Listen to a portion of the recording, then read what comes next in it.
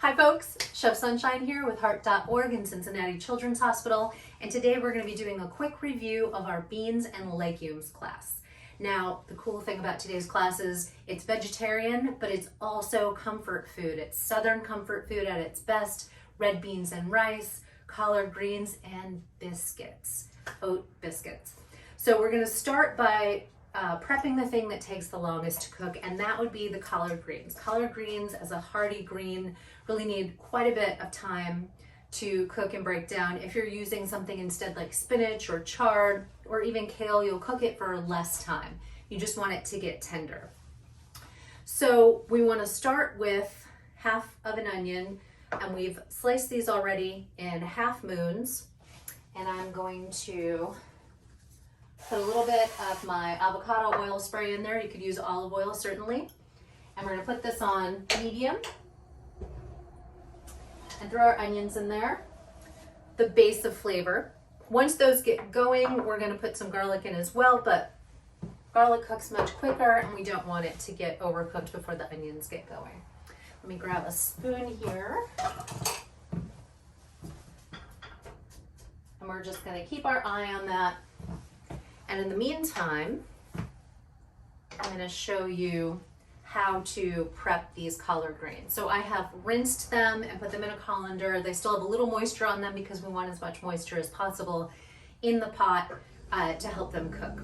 So the easy way to strip these from their stem so everything cooks evenly is you just want to give it a little crack. Then you hold it at the top and just pull it off the stem. Keep those separate. We'll do the same thing with this guy. Just pull it right off. So nice and easy.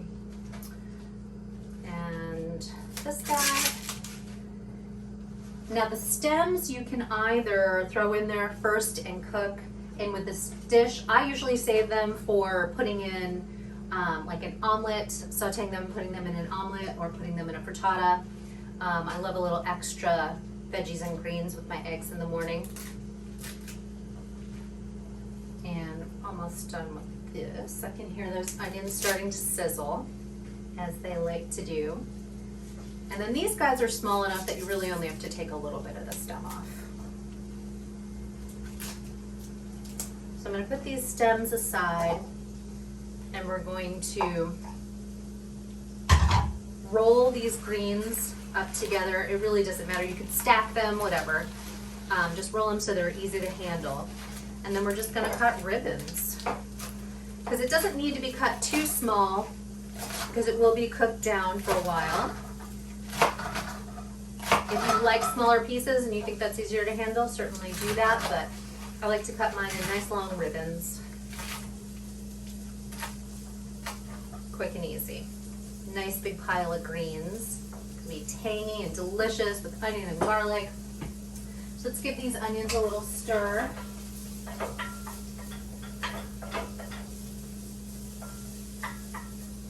And they are already starting to soften a little and get a little yellow. So I'm going to throw our garlic in. And then, if you're into spice, this will be right up your alley. We're going to put 1/4 teaspoon of red pepper flakes in. I like my greens spicy. And of course, as always, we're going to be using our salt-free seasoning, about 2 teaspoons. And then we're going to throw our greens right into that.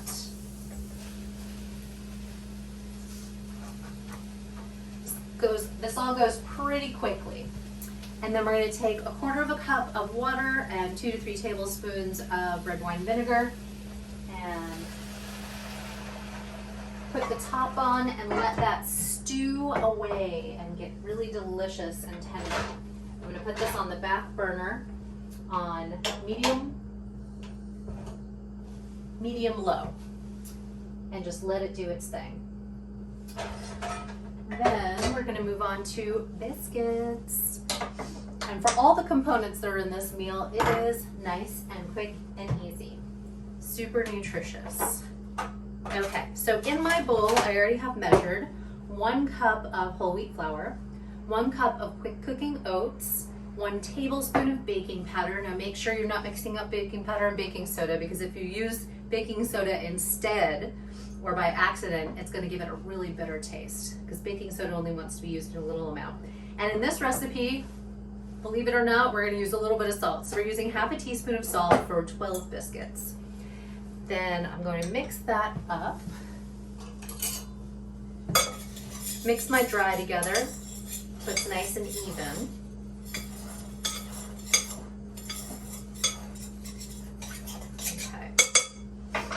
Then I'm going to take my 3/4 cup of Greek yogurt, which you could certainly use buttermilk if you liked, but I love to just keep Greek yogurt in the house for all of these occasions.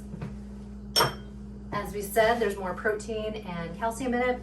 And then I'm going to crack this egg, 1 egg into here. And just to make sure that this egg gets mixed up pretty well, I'm going to focus on it first, and then just mix it all together. Now this would be a great opportunity, since these are dinner biscuits, to put a little flavor in. If you wanted to put some black pepper biscuits, heck yeah, or some fresh herbs or dried herbs, oregano, basil, any herbs that you're using in your meal, you could certainly use for this. So I think I'm going to put a little bit of my salt-free seasoning in, because heaven knows I love it. And I'm putting approximately 1 teaspoon. So once these get to the stage where like they need to be mixed by hand, you can tell because the spoon's not doing it anymore. And because these are mostly oat and whole wheat doesn't have quite as much gluten, like glutinous protein, you don't have to worry too much about over mixing them. So we want to get 12 biscuits out of this, and you can use your hands, you can use spoons. I'm going to use this little guy here and just make little dumpling looking biscuits. Now I put parchment paper on the bottom of my pan, and my oven is set to 425 preheating. You could put foil on the bottom of your pan, you could just spray it with some nonstick spray or a little bit of oil.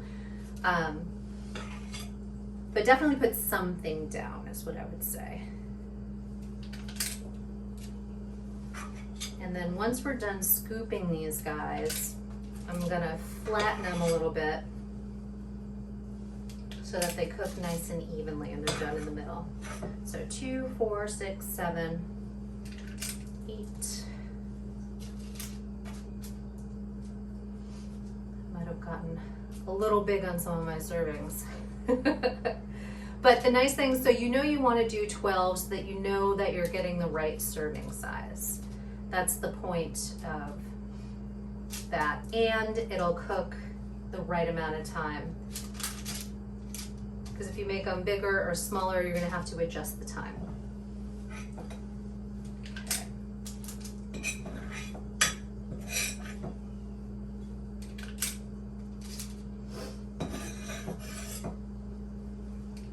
I got a little guy at the end, so I'm just going to take a little pinch off of all of these guys to even it out.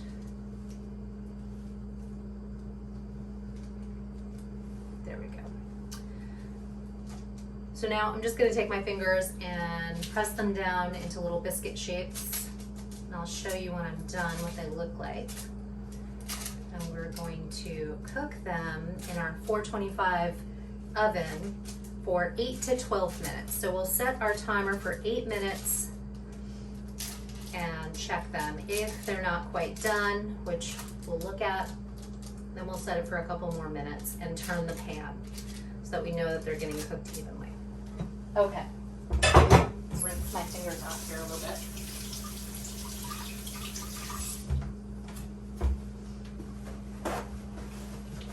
Okay, so this is what they look like, little biscuit patties.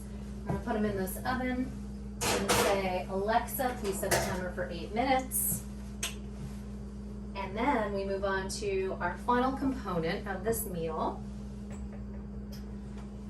And we're gonna go with the flavors we already started in the beginning, onion and garlic, but we're going real heavy on the garlic for this dish. You could certainly, if you can find Cajun salt-free seasoning, wonderful, because that is really what this needs. But our regular salt-free seasoning is also delicious. Plus we have these onions and garlic. You could cook a bay leaf in here. But in the meantime, we're gonna take our pan, do a little more pan spray or olive oil, put our onions in, turn it to medium high because we want to get a little bit of caramelization on that. I'm just going to separate these onion rings, so half moons. Give them a little space so they can cook.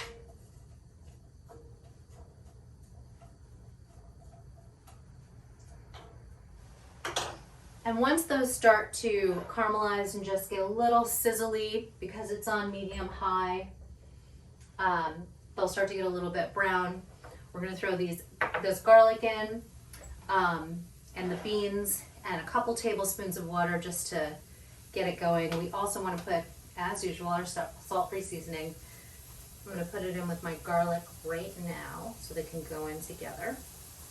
And again, I'm doing for this recipe about 2 teaspoons of the salt-free. And you can experiment with yours and see what you like flavor-wise. I always like to have real big flavors in my food. So they're already starting to sizzle, doing their thing. And we're gonna take a look at this guy. Ooh, he's steaming. Let's give it a stir. Distribute all those flavors.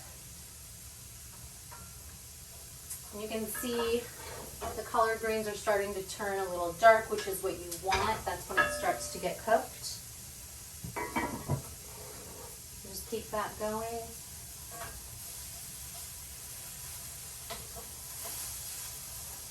For brevity's sake, I'm going to add my other stuff now. You would want to caramelize your onions a little bit longer. Just start to see a little bit of brown happening. Throw in my garlic and salt-free seasoning. Throw in my beans. Now I got low sodium beans, so I just drained the can. I didn't rinse it. But if you get beans that aren't low sodium or no sodium, you want to give them a little bit of a rinse and then just keep some of that moisture from rinsing in there. Because these beans should be a little bit stewy. Okay, it smells amazing. So we're gonna let that stew for a little bit. We're gonna put a little bit of water in. So you just want it to be, you want enough liquid in there so that it has a little bit of bubble to it. Because part of what makes red beans and rice what it is just having that pan sauce. So this would cook for about 10 minutes until our onions are soft and our flavors have bloomed, and then you mix it into your pre-cooked rice, stir around, and that's it. You can serve it with a little bit of parsley on top or any kind of fresh herb.